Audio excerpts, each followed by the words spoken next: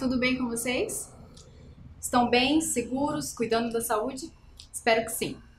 Então hoje nós vamos dar continuidade à nossa aula de Geografia, falando sobre a identidade brasileira. Vocês se lembram que na aula passada a gente comentou sobre a diversidade da palavra mandioca em todo o território brasileiro, devido à sua origem indígena. Então, para representar essa palavra, eu trouxe para vocês hoje a lenda da mandioca, contada pela professora Mair Soares, lá da Escola Municipal SEI Bela Vista do Paraíso. Prestem atenção nessa lenda e a gente já volta. A lenda da mandioca. A filha do cacique de uma tribo tupi-guarani havia engravidado. E seu pai, muito furioso, queria saber de quem era o bebê que ela estava esperando. A índia afirmava que não sabia como tal fato havia acontecido. Afinal, ela nunca havia se entregado para nenhum homem. O cacique não acreditou em sua filha. Certa noite, o chefe da tribo sonhou que alguém vinha lhe dizer que ele deveria acreditar em sua filha, pois ela estava falando a verdade. A partir daquele momento, o cacique aceitou a gravidez da filha e começou a esperar ansioso a chegada do bebê. A menina que nasceu era muito bonita, tinha a pele branca e se chamava Mani. Trazia muita alegria para a aldeia, pois ela era uma criança muito feliz e querida. Mas, durante uma manhã, Mani foi encontrada sem vida pela sua mãe. Com muita tristeza, o povo enterrou a menina dentro da própria oca. A terra ficava umedecida com tantas lágrimas. E depois de alguns dias, nasceu uma planta diferente no mesmo local onde o corpo havia sido encontrado. A planta não era conhecida pela aldeia. Eles perceberam que ela tinha uma raiz escura, mas que por dentro ela era branca. Em homenagem à filha, a planta recebeu o nome de manioca, a junção de mani, a criança, e oca, local onde foi enterrada. E com o passar dos anos, o nome passou a ser chamado de mandioca. Então, gostaram da lenda? Então hoje a gente vai entender um pouquinho mais essa origem da nossa variedade linguística, diversidade linguística que nós temos no nosso país. Essa diversidade é devido aos troncos linguísticos. Então, um grande tronco é o Tupi-Guarani, que vem da união dos povos indígenas Tupinambá e Guarani. E o tronco Macro-G, quer dizer, eles reúnem vários povos, várias etnias que seguem uma linha de linguística, e ali foram surgindo as palavras indígenas que se misturaram com o português e hoje é muito presente na nossa fala e no nosso dia a dia. Então vamos entender um pouquinho como isso aconteceu. A ocupação do território pelos povos indígenas. Então, na época da colonização, antes da época da colonização, os indígenas dominavam todo o território nacional. Cada etnia, cada povo tinha sua maneira de ocupar aquele espaço. Eles exploravam geograficamente, exploravam a parte natural, buscavam como utilizar e cuidar do meio ambiente. E isso dava o livre acesso para eles, sem limitação de território, por toda a extensão do Brasil. A partir da colonização é que isso mudou. Então os territórios passaram a ser limitados. Com a chegada dos colonizadores, as áreas do litoral foram deixadas pelos povos indígenas e eles passaram a ocupar mais o interior do país. Claro, em movimento de fuga também, pois essa ocupação trouxe bastante conflitos. E nesse movimento de fuga, alguns povos saíram das suas regiões, foram ocupar outros espaços que já eram ocupados por outros povos, e aí geraram mais conflitos, mais extermínio, e assim foi reduzindo o território dos povos indígenas. O que acarretou também muito prejuízo ao seu modo de vida. Ali eles já não tinham a quantidade e a mesma oportunidade de explorar o espaço que eles tinham antigamente. Eles já não tinham acesso livre, eles tinham que se proteger suas etnias, né, seus povos, e viver mais escondidos. E aí já começa o conflito de territórios com os povos indígenas. Então, esse pensar no nosso território, né, na ocupação do nosso território. Antes de tudo, é importante a gente deixar claro que a ocupação do território nacional aconteceu num despovoamento. Então, eles foram desocupados, os índios foram obrigados ou a se escravizar ou a guerrear pelo seu território, algo que já era deles. Diante de todas essas perdas, os povos indígenas foram obrigados a mudar o seu modo de vida e suas tradições. Observem bem nesse mapa como eles ficaram espalhados em pequenos territórios no país. Vamos então a um exercício para fixar bem o que significa uma terra indígena? Por que será que é necessário demarcar esse território? Então, já que houve esse despovoamento, eles perderam suas terras, a Constituição veio para garantir essa retomada de terras, né? A reintegração da posse para os índios. Mas ficou bem menos do que eles tinham no pré-colonização. Então, vamos lá? O que são terras indígenas? Vou dar um tempinho para vocês pensarem e registrar essa atividade no caderno.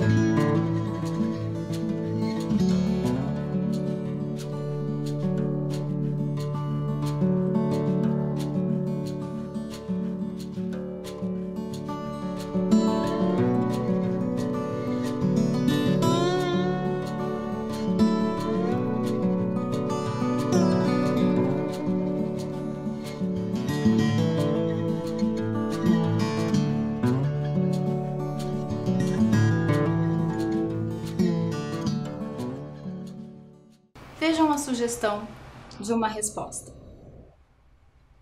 São áreas demarcadas pelo governo para a permanência dos povos indígenas. Você pode fazer a sua própria resposta também. Essa é uma sugestão. E vocês prestaram bem atenção lá naquele mapa?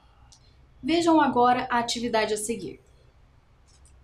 Cite 3 estados com a maior população indígena em terras indígenas. Será que você consegue lembrar? Vou dar mais um tempinho para este registro.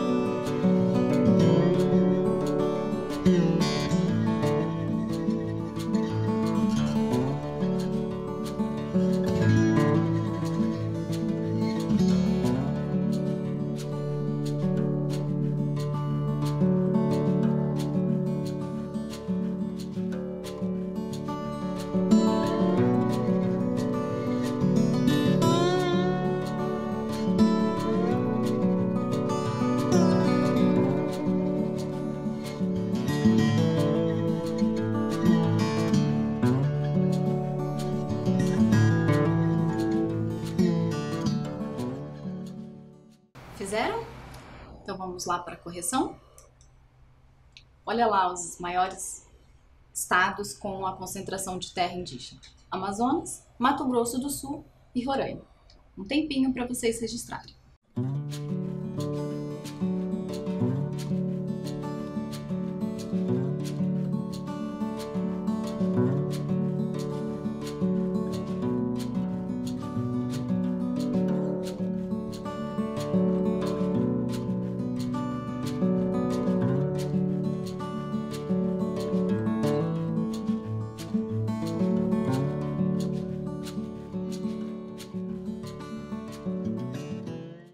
Certo? Então, com toda essa restrição de território, a comunidade indígena teve que se reinventar. Então, naquelas expedições que foram feitas na década de 40, foram encontrados povos com até menos de 15 indivíduos. Então, foi feito todo um trabalho de resgate desses povos, dessas culturas, dessa tradição. Por isso, a importância dessa demarcação do território. Com essa mudança, esses povos passaram a se instalar mais próximos aos postos da FUNAI, buscando também um pouco mais de segurança, acesso à assistência à saúde e à educação.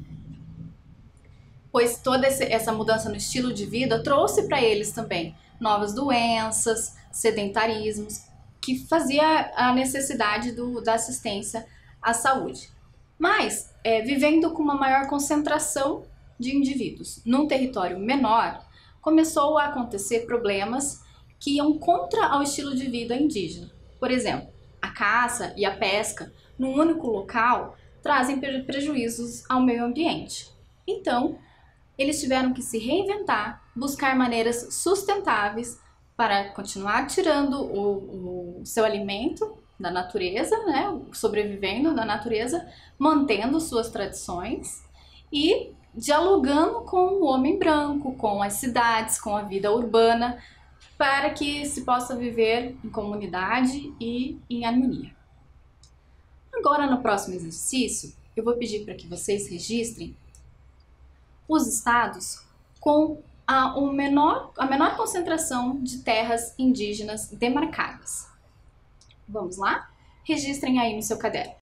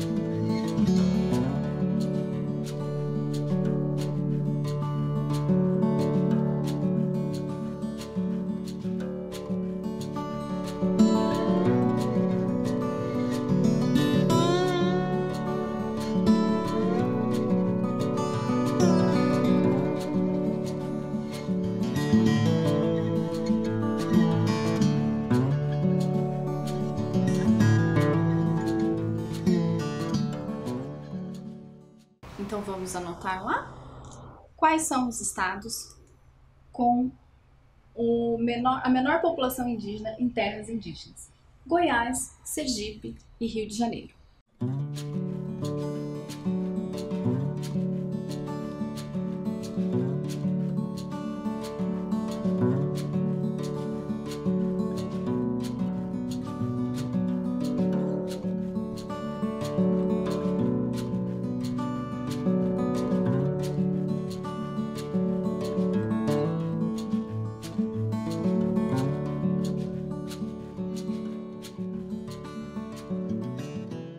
Então vamos refletir. De todo o território que os povos indígenas podiam usufruir, caminhavam, viajavam longas distâncias, eles ficaram com hoje 11,6% desse território, uma quantidade bem menor, afetando mesmo o seu estilo de vida. Vou mostrar para vocês agora um vídeo que mostra uma possível maneira de manter a cultura indígena, respeitar suas tradições e continuar o progresso para a vida urbana com o trabalho feito pela empresa Itaipu, que mostra sua responsabilidade socioambiental. Vamos ver?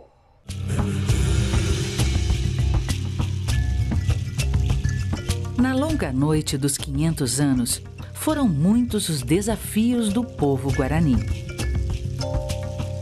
Diminuição demográfica, isolamento territorial, conflitos internos de liderança, as influências do branco sobre os costumes e as crenças. A nação Guarani, a grandiosa nação em estado de liberdade, em número é a primeira etnia do país. Habitam Paraguai, Argentina e Bolívia. 65 mil estão no Brasil.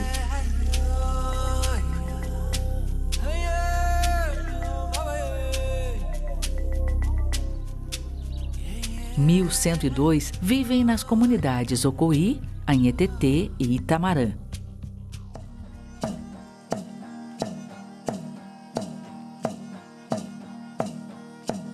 Um desses guaranis é seu Jerônimo, Xamã Jerônimo, 65 anos. Ele, seu filho, seu neto e seu bisneto são pajés.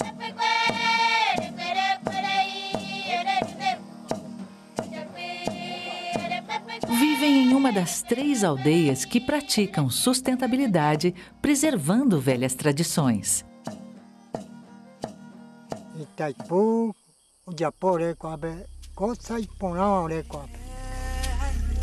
Tecoá Ocoí, em São Miguel do Iguaçu. Tecoá Anhetetê, em Diamante do Oeste. Tecoá Itamarã, também em Diamante do Oeste. Nestas 3 comunidades indígenas na região oeste do Paraná, 210 famílias habitam uma área de mais de 2.000 hectares. A terra é importante. E depois de muitas idas e vindas, finalmente se entendeu que o mais precioso é a tradição e o seu jeito de ser do índio.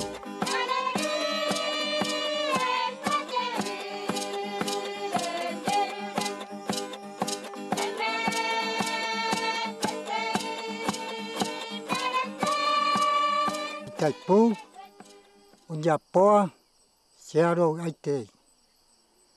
Aromba Pó Leonhondiek, pertence ao Aromba Pó Nhondiek. Searo Aitei. Em 2003, Itaipu ampliou a responsabilidade socioambiental como missão da empresa. Através do grande programa Cultivando Água Boa, criou o comitê gestor e lançou o projeto de sustentabilidade nas comunidades Avá Guarani. O modo de ser e viver do índio tem muito a ver com o desenvolvimento sustentável que defende o programa. O ponto principal é preservar o sentimento de identidade étnica, valorizar sua tradição, sua cultura, sua espiritualidade.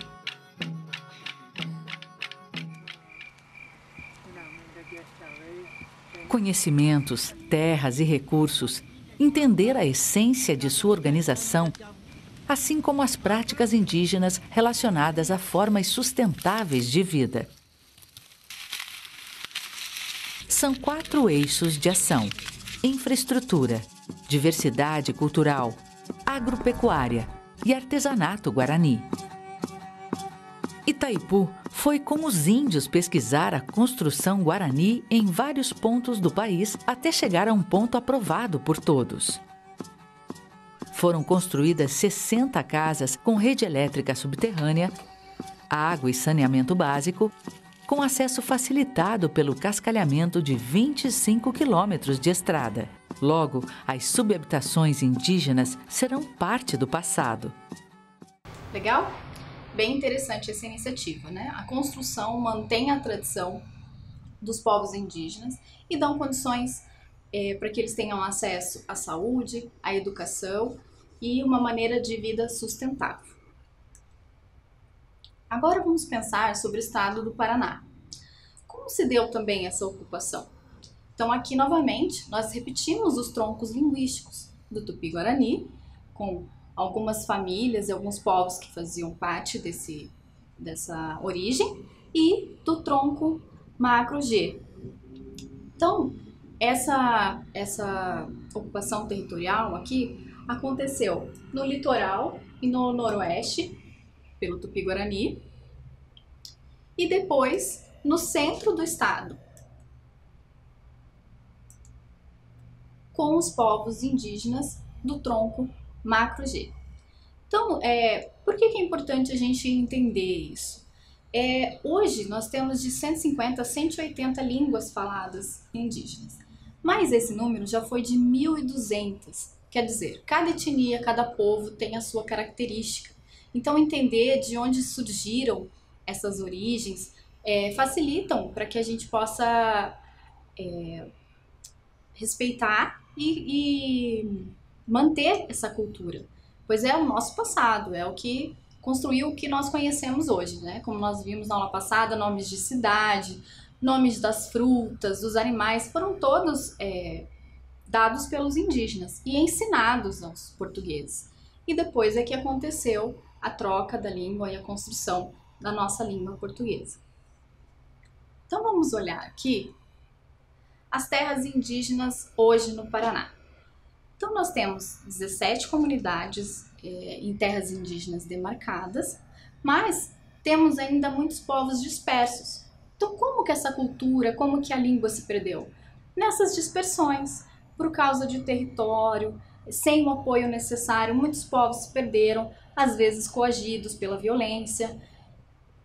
O povo e a nossa língua acaba se perdendo. Então hoje é feito uma união entre ONGs, poder público e até a Unesco para tentar registrar e não perder essas línguas que fazem parte do nosso passado, que construíram a nossa cultura. Então alguns pesquisadores até dizem que não faz sentido a gente dizer cultura indígena, cultura africana. Na verdade é toda a nossa cultura, é a cultura do povo brasileiro, né? A nossa identidade. Agora eu vou mostrar para vocês uma aldeia urbana. No nosso país já são reconhecidas 4 aldeias urbanas. E aqui em Curitiba nós temos uma. Então a aldeia urbana Cacané-Porã, em Curitiba, está localizada lá no bairro do Campo de Santana. Ela foi construída para abrigar 35 famílias que viviam no Parque Cambuí, próximo a São José dos Pinhais. Eles viviam de formas precárias e dispersos, acabaram se espalhando mesmo, porque não tinha condições de viver naquele local. E com essa área construída para recebê-los, conseguiram agregar as etnias Xetá, Guarani e Caingangue. Então, quer dizer, dialetos, linguagens que podiam ser perdidas ali foram resgatadas. E lá nessa comunidade, eles acabaram tendo que se adaptar à vida no meio da cidade. Então nós vamos assistir um vídeo agora que explica um pouquinho como é essa adaptação, como é diferente para eles, mas que hoje já é bem normal. Como a gente havia conversado, é necessário esse diálogo entre o povo indígena, o povo da cidade, os povos urbanos, para que se viva sem conflito e, o principal de tudo, preserve o meio ambiente. A maior necessidade dessas comunidades é isso, estar em contato com o meio ambiente, preservar suas tradições, poder cultivar a sua cultura. Vamos lá? Vamos assistir? Eu cheguei naquele mundo, né? Tipo assim, e-mail, conciliar casa, filho, horário, ônibus, acordar cedo, fazer trabalho, digitar, BNT, sabe? Participar de reunião, a bolsa, faltou documentação, levar a documentação, porque sem a bolsa também não tem como se manter, né? E quando você tá lá, você não tá lutando só por você. Você tá lutando por um monte de pessoas. Se eu tô aqui, alguém abriu o caminho para mim. Eu vou deixar esse caminho aberto para alguém, para minha filha, para meus primos, para as amigas da minha filha, para o meu filho. A maioria trabalha fora. São poucos que vivem do artesanato, poucos que conseguem ganhar dinheiro com trabalho de ervas também. Os outros trabalham tudo fora, né? Eu sou dona de casa, trabalho fora, mas assim, profissão mesmo não tem. Eu sou autônomo, né? Eu trabalho com artesanatos indígenas, né? É uma fonte de renda que eu tenho para poder estar ajudando a minha família, né? Para poder não estar faltando nada para minhas crianças. Então, o meu lugar fixo hoje em dia é na 15, né? No centro de Curitiba. Eu trabalho com artesanatos mesmo, artesanatos indígenas, balaio, cestaria, flecha, essas coisas. Eu vendo ali na 15 também, que eu sempre vou ali para vender. Eu e o meu piá que me ajuda a levar as coisas.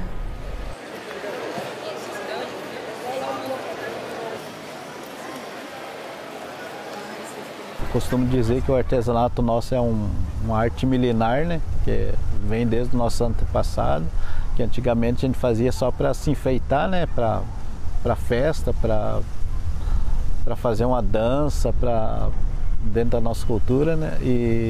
Mas hoje é um meio de sobrevivência para nós, né? O artesanato. Hoje em dia, né? Nós indígenas tem mais um pouquinho de apoio da FUNAI, né?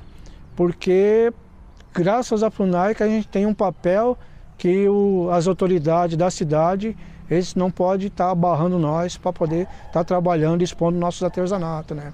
Você arruma seu espaçozinho ali, você coloca suas coisas para você trabalhar e ali você vai ganhando seu dinheirinho. Eu trabalhava fora, eu sempre trabalhei em firma, né? Aí depois, quando eu me agrupei com eles, que daí eu comecei a fazer artesanato, e daí mexi com essas ervas medicinais, e daí fui indo assim. Faz uns 5 anos que eu trabalho com as ervas. Assim, direto agora, mas eu sempre trabalhava, mas era pouco assim, sabe? Eu não atendia muita gente, hoje é cheio de gente. Vem assim muita diabetes, colesterol, gordura no fígado, pedra no rim, vesícula, tireoide, fibromioma, cisto, nervosismo, pressão alta, estresse, tem tudo. Tudo que você imaginar tem de planta. Tem o catuaba, marapuama, ginkgo, nó de cachorro, tudo. Aí eu misturo tudo para fazer esse chá, tudo junto. Você cozinha, daí espera mornar para daí eles pegar ele.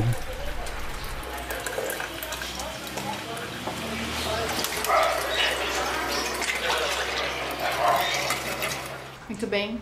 Viram que mesmo na cidade, eles dão um jeito de manter suas tradições.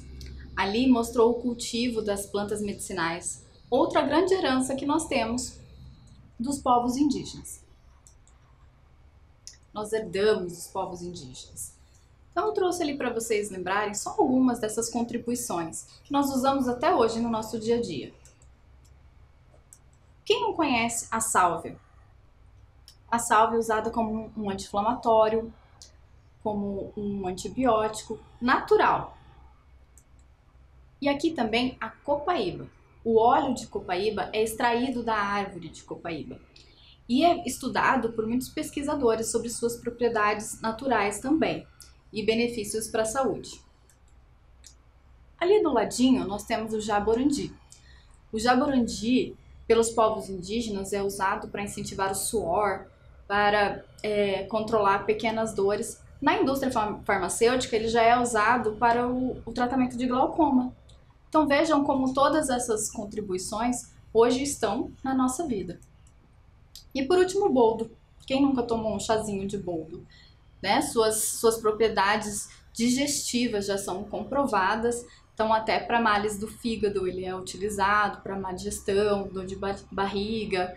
Então uma infinidade de plantas e de propriedades que foram descobertas e praticadas pelos povos indígenas e depois incorporado na nossa vida. Então até mesmo a aspirina tem a origem na casca do salgueiro. Então, o que a indústria farmacêutica fez? Isolou o ácido acetílico e fez a aspirina, mas ela veio da casca do salgueiro. Então, todas essas propriedades, né, todas essas contribuições formam a nossa cultura. Então, eu vou colocar para vocês um exercício agora, só para a gente registrar essas 4 plantas que contribuem para a nossa saúde. Então vocês vão registrar essas 4 plantas que nós acabamos de comentar. A sálvia, a copaíba, o jaborandi e o boldo. Para exercitar a escrita, vocês vão transcrever essas palavras em 2 formas. O primeiro, na forma bastão ou caixa alta. Segundo, na forma script. E a terceira vocês já vão ver daqui a pouquinho. Vou dar um tempo para vocês fazerem esse registro.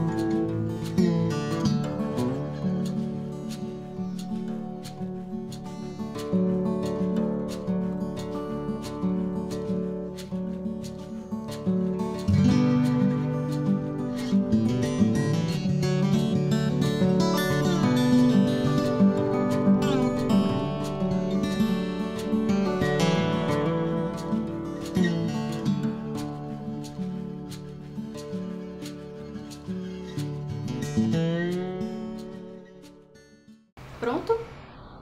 Fizeram? Agora, na segunda parte, vocês vão registrar com a letra cursiva. Não se esqueçam que a letra cursiva tem um traçado todo pessoal. Então você vai fazer a sua maneira. Ali tem um exemplo, mas você é que vai criar a identidade da sua letra.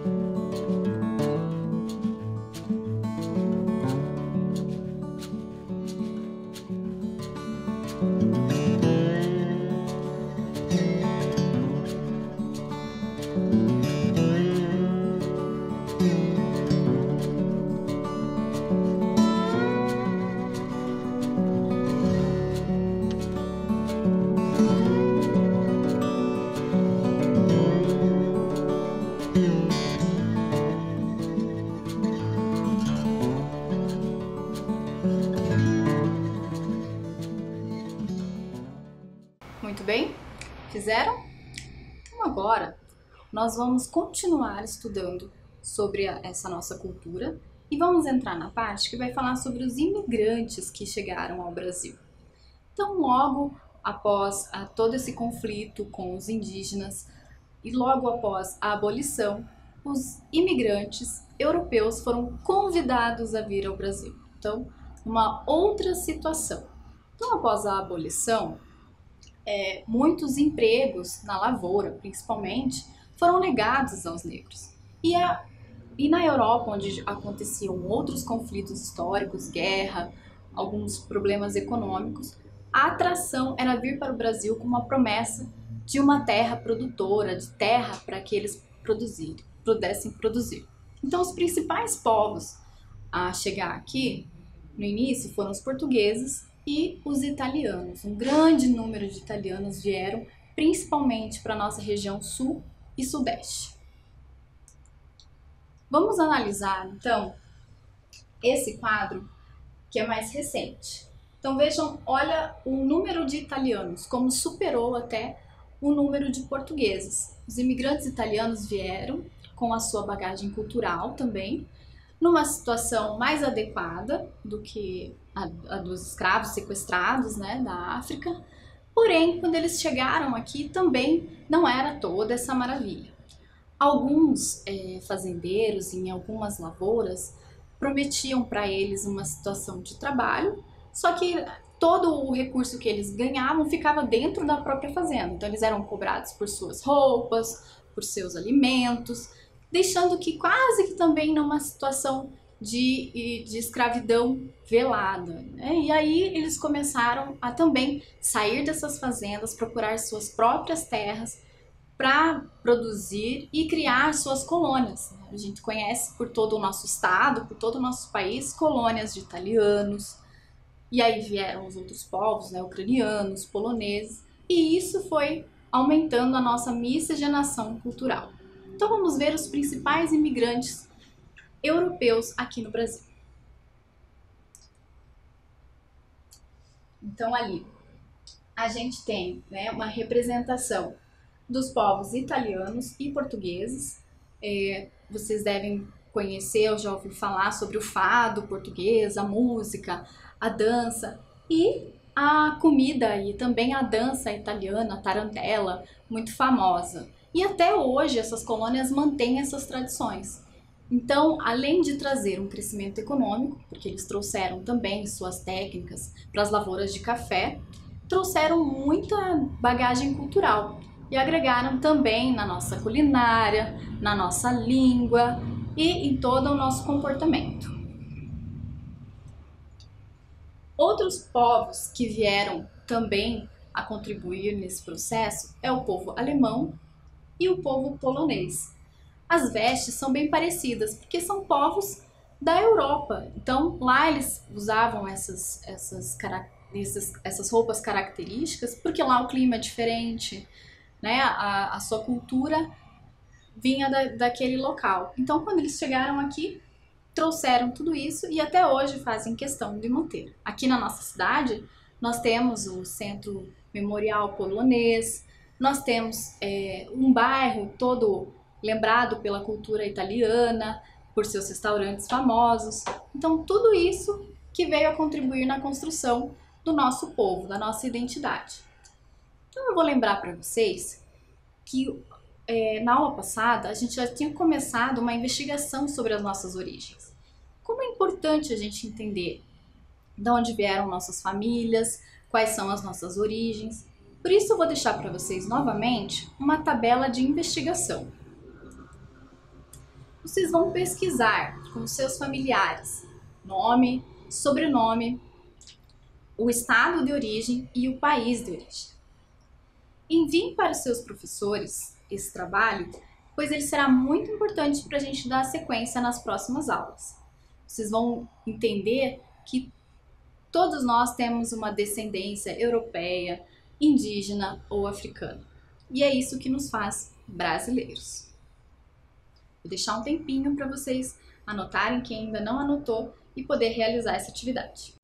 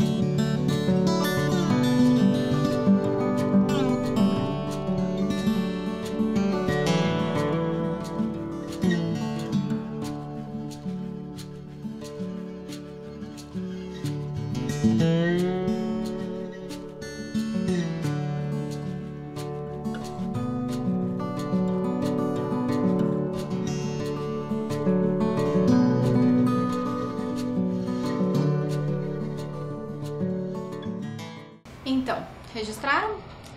Eu vou continuar pedindo para você mais um registro pessoal. Quero saber um pouquinho da sua história. Será que você tem uma lembrança de um processo migratório? O processo migratório não precisa ser de um país para o outro. Esse processo acontece dentro do país também. Eu, por exemplo, tenho uma história de vir do interior do estado. E você? Tem uma história sobre a sua família? De onde vieram? Passaram por alguma situação de viagem longa? Registre numa pequena produção, com as suas palavras, um pouquinho da sua história. Quais são as suas origens? Vou deixar na tela para vocês registrarem.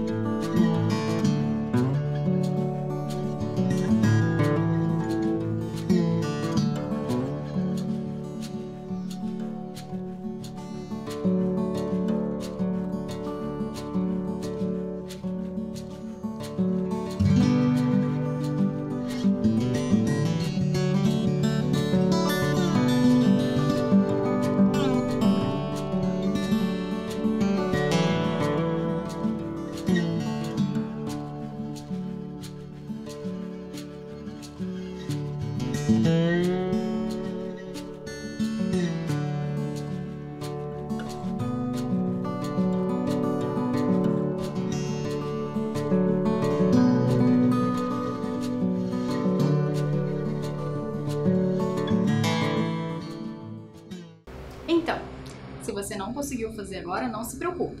Faça depois com calma e envie para a sua professora. O importante é que ele seja verdadeiro e você possa descrever toda a sua história. Nossa aula vai ficando por aqui. Eu me despeço e espero vocês no próximo encontro. Até logo!